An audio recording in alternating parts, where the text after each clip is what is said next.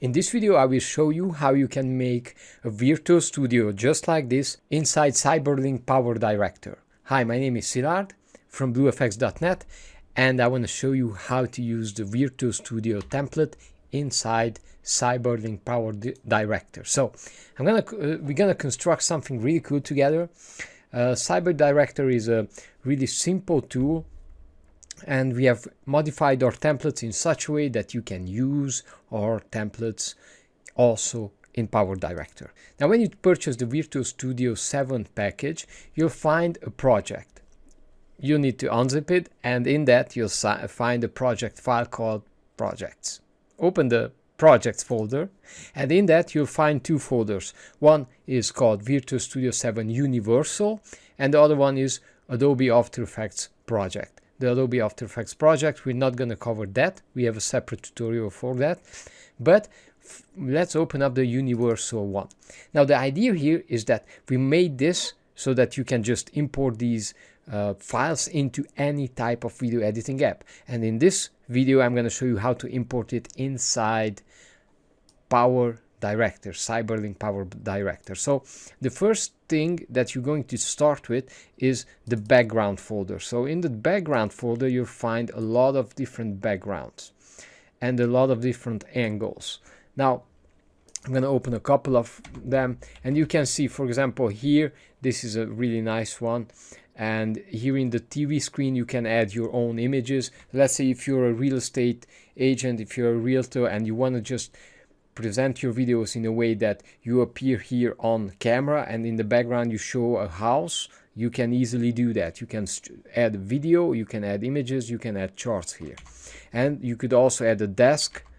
Okay, this works perfectly with this particular background. You have multiple angles here. You can stand on the right side, you can stand on the left side, you have a full standing shot here, you have multiple angles. You can choose the one that you like. And now let's import what we need. Well, I'm gonna import right now. I like this one, angle number 3. So I'm gonna just drag and drop it. As you can see, the TV screen is empty. Now the next part is to add our actor. So I'm gonna just drag and drop my green screen footage right here. Now, the way Cyber Director works is that it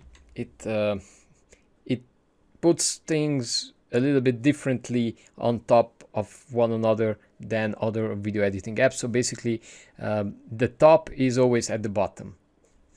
So basically, the bottom layer is your top layer. We have the lamp, we have the lights. Let's cut that out. So select your layer, go to Tools, and then go to Crop Zoom Pan. Click on it. And now we're going to just drag. Now, you see, if I drag it like this, it's dragging it symmetrically. So we need to click here on Aspect Ratio, click on Free Form, and now we are able to drag it without being locked into an aspect ratio. Okay.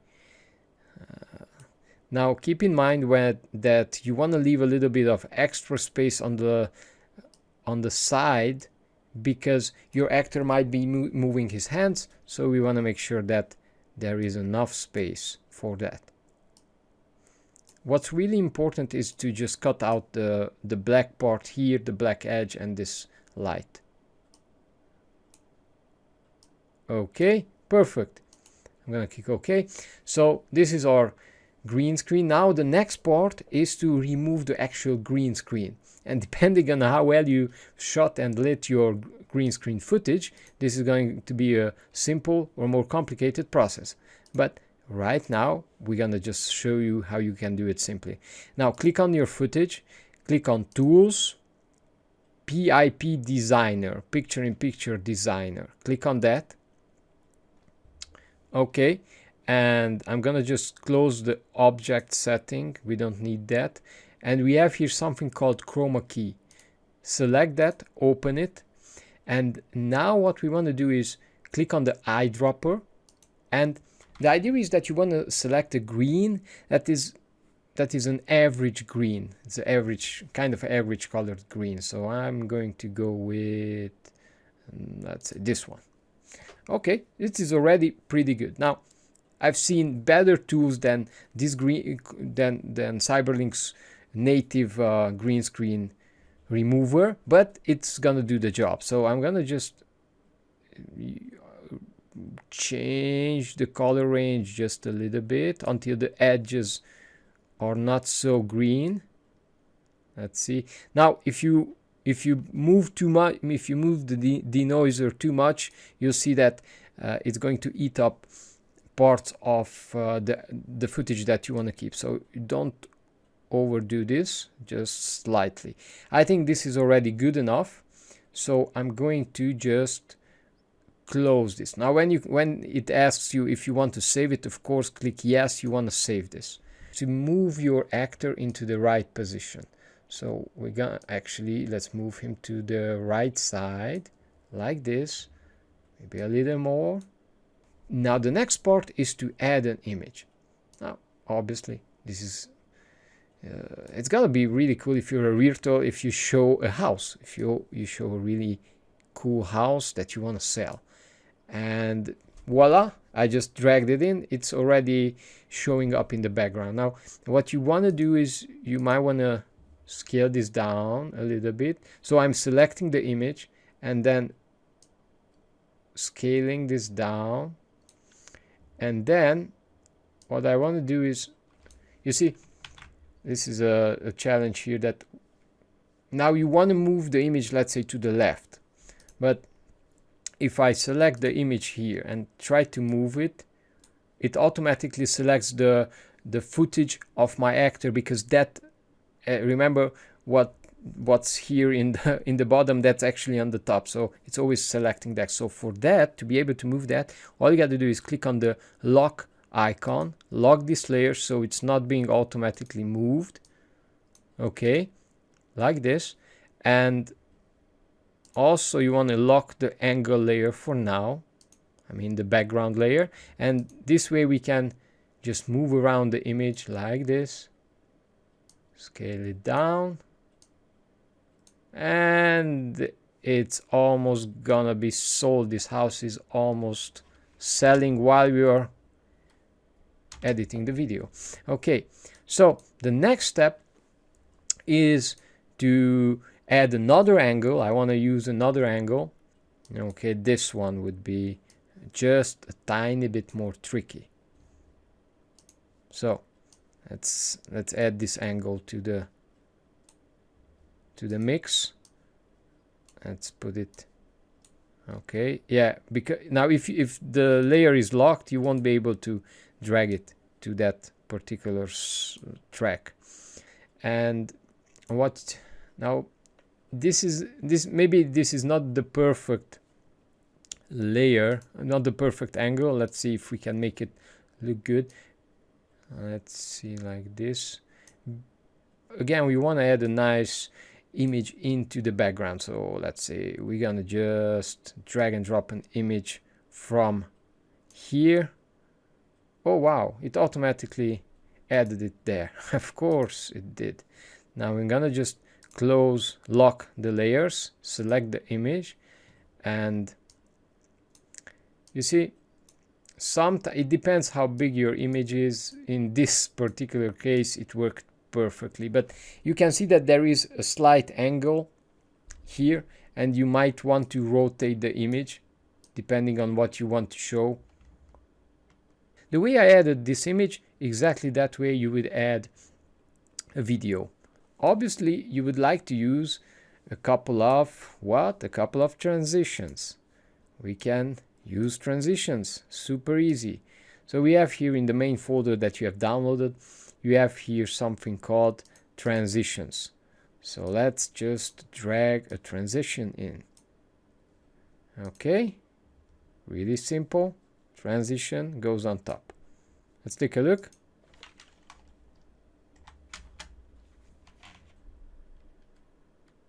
Perfect. Oh, you see how simple it is to add a transition. It's just drag and drop. Now let's do something a little bit more fancy. Let's add a lower third. So all you got to do to add a lower third is, of course, to go back to the main folder. We have here lower thirds titles. And now let me explain a little bit what these numbers and things mean. Basically, you have two types of lower thirds right here. And we have here lower third 01 body, lower third 01 in, and lower third 01 out. It's gonna be easier if I just show it, but the idea is that you have a part where the lower third just animates in, a part where it stays on screen, and the part where it exits the screen. This way, if you want to have your lower third stay longer, you can. I'm gonna just import all of this stuff. Okay, this is the lower third we're gonna roll with. So what we want is we want the lower third to be on top, and we start with the lower third in. Okay, and we need to construct it a little bit. Now we add the lower third body. Now, as you can see, our track is a little bit too short. So yeah, don't worry about that. And let's see how this will look.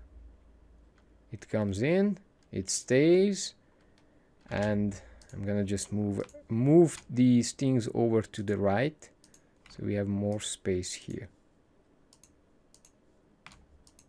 So to do that, I hold down Control and select each layer here and just swoop them over for the time being, and I'm going to extend these layers like that. Extend them a little more until they connect. Okay, let's put the transition back. We're good. Lower third out. So we have the animation of the lower third coming in, then we have the animation of the lower third staying, and then we have the lower third going out. So first off, I'm gonna add my logo. I have here my logo, and what I want to do is I want to make sure that I put it on the track below things, actually, that the bottom is the top. In Cyberlink Power Director, now I'm gonna just make my logo smaller like this, so it fits into that hexagon-ish shape. Let's see. Oh, it looks good. It looks good. For adding a text in Cyberlink Power Director, we just go to the T. Here we have the T icon, and then we want to add text only. Text only. Okay, we have the default. Yeah, we want to drag it to a new layer right here. Yeah, we don't need to see that. Okay, like this. Let's make the text just a little shorter like this. And as you can see, we have the title. Now, it's interesting because we can easily edit the text. We can, let me show you. So select the title that we have just created and then go to Tools and click on Title Designer. Is the name, and let's see, let's make the name black. Okay, so I'm gonna make the text a little smaller, it's too big. Okay, a little smaller. It's gonna be good. I'm gonna just position it here. Now again, let's make it black and click OK. John Smith. Let's see how this looks. Okay, it starts to look good. Now the next part is I want also a text, a title for the title of John Smith. Click on Tools, Title Designer, JS Real Estate. Okay, and now this text I'm gonna leave on white because I'm gonna put this one on the wooden part of the section. Okay. Now with the mouse, just hover to the edge and add it like this. All right, now this is already looking good. So you would present your name, your title, maybe the house quickly, say a couple of words, and then you can change angles. We're gonna add a nice transition. An obvious but very important shot is probably you want to show the exact image or video or walkthrough of the house. So for that, we're gonna just drag in this image. Now you can imagine that this is a video. Let's use that other transition. Remember, we had two transitions here. Transitions. Let's use transition number 2 here. And I'm gonna make a cut. I'm gonna cut the footage, and you could keep the narration going and you would just show the house itself. And let's position the transition at the right place, and then you can of course transition back and close the video with you speaking on screen. So with this you can combine credibility of appearing on camera and using footage, and also using graphics like this will give a lot of credibility to your videos and will make you stand out in your niche. Thank you so much for watching this video, for watching this tutorial. If you don't have this template, if you don't have the Virtual Studio 7 from BlueFX, then by all means go ahead, check it out. The link is in the description, and I would love to see the videos that you make with it. All the best. Bye bye.